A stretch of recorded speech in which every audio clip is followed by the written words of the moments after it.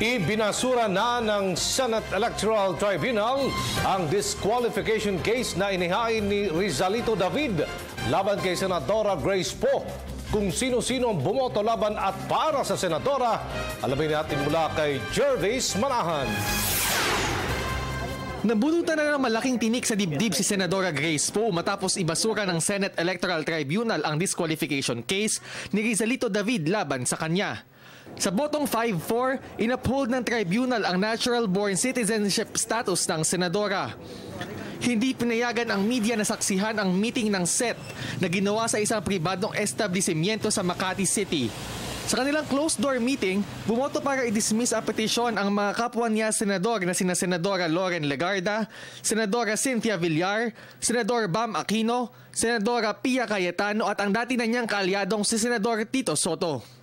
Bumoto namang i-grant ang disqualification case sina Senadora Nancy Binay, na anak ng kalaban ni Poe sa pagkapangulo na si Vice President Jejomar Binay, at ang tatlong mahistradong miyembro ng SET na sina Justice Antonio Carpio, Justice Teresita De Castro at Justice Arturo Brion.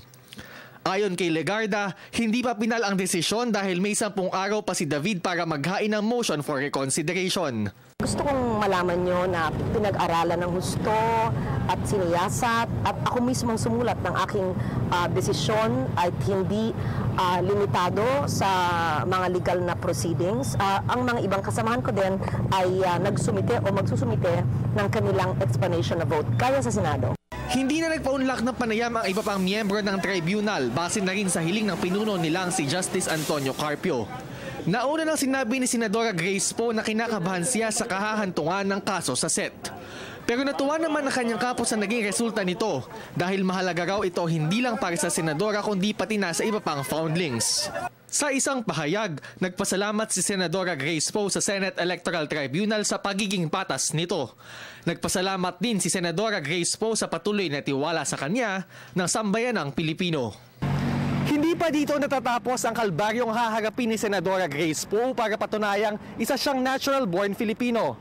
Kailangan pa kasi niya lusutan ang di bababa sa 4 na disqualification case na nakabinbin ngayon sa Commission on Elections. Sabi ni COMELEC Chairman Andres Bautista, pinoproseso na nila ang mga kasong ito. Kasama rito ang mga inihain ni dating Senador Kit Tatad, Attorney Estrella Elamparo at dating Law Dean Amado Valdez. They are currently deliberating the motion for consolidation that was filed with the 2nd Division.